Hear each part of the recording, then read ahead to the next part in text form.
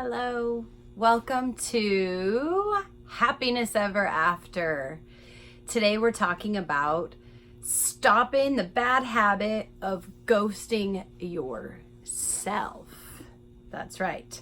So ghosting is bad. We know we shouldn't do it to anybody, but most importantly, we shouldn't do it to ourselves. And before I get going, I just want to let you know, Happiness Ever After is my way of giving advice or sharing my journey with people who might be going through some of the similar situations that I've been through or going on the pursuit of finding your happiness forever and ever after. So check out the channel. There's a bunch of different videos about a lot of different topics, all with the idea of helping you pursue or find your inner peace, your inner happiness, and share that out with the world so that you can have happy relationships with friends, family, and loved ones, and lovers if you like. So yes, subscribe, like if you want. Check out happinessEVRafter.com where you can join the Happiness Club and check out other online content as well.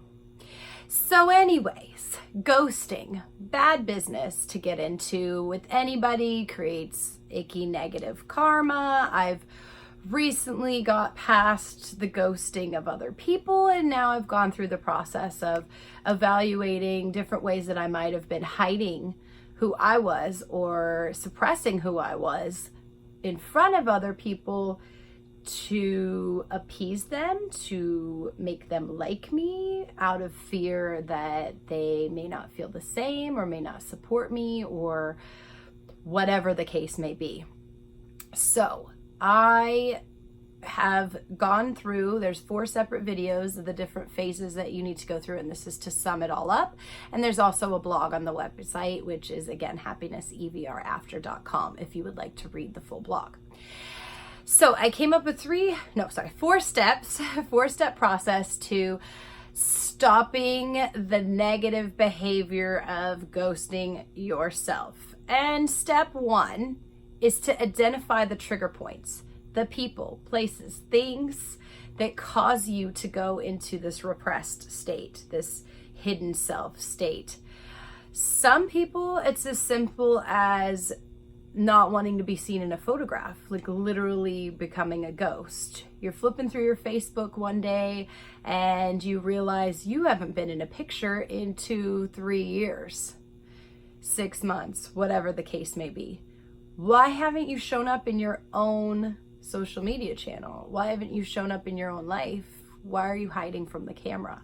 You unhappy with the way you look, or are you unhappy with the way you've been performing, which has led up to you not taking care of yourself, which might be affecting the way that you're looking on the outside, right? So what's your trigger point? Is it literally a camera? Is it certain types of people, maybe very strong, opinionated people that seem to think they have it all figured out or know what they're saying, and you're afraid that if you voice a different opinion, they'll make you look stupid? That's something I struggle with. I don't like to feel stupid. That's a trigger point for me. So if I feel like I'm going to say something, I don't really know what I'm talking about, I might not speak up. I might just let them spew whatever crap they're spewing because I'm afraid I can't match them toe to toe in an argument. Or is it a boss? You know, maybe you're trying to appear, or a loved one, a partner, someone you're dating. You might want to appear a certain way to them, so you don't want to share your innermost thoughts and desires, because what if they don't agree with you? What if you're not on the same page? And what if you're not? It's a great way to find out, right? So what are your trigger points?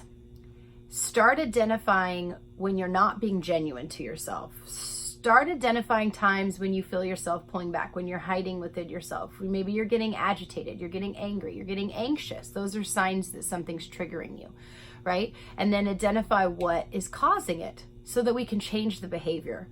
So until you identify what's causing it or what's triggering it or when it's occurring, you can't really put a pause on it, which is step 2. Slap your wrist, slap your hand, say, stop it, to yourself. Catch yourself in the trigger point. So if you feel something triggering you and you feel yourself about to respond in a way that isn't authentic to yourself, that isn't the way you would truly want to respond, that's making you feel anxious even in the conversation, you don't know how to respond, stop it. Stop your normal, regular behavior of whatever, however, don't say no to the photograph. Don't nod and smile or, agree with the guy who's saying something that, you really don't agree with, or the woman, or somebody in line at Starbucks says, oh, these, immigrants, blah, blah, blah, whatever, anything that triggers you.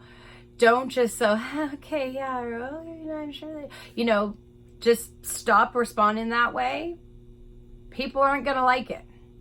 People are used to you acting a certain way. And when you don't respond the way that you normally do, people are going to say, well, what's wrong with you?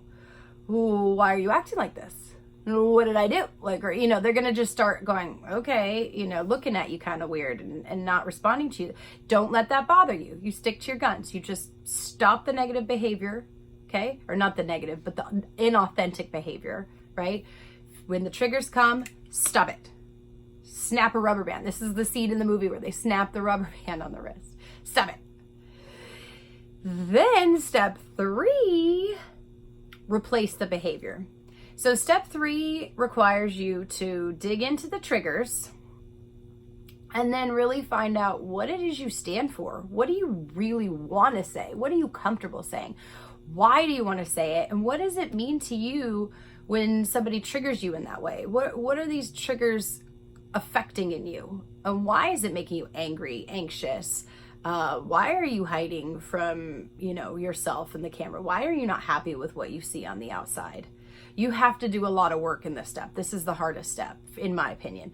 This is the point where you actually have to figure out what you want to be known for, what you want to stand for, what points are going to cause you to tip over and speak your truth, and what points are things that you're going to say, that doesn't bother me that much, I can let that go. But what is it that you want to say? Who are you as a person? Who do you want to represent out in the world?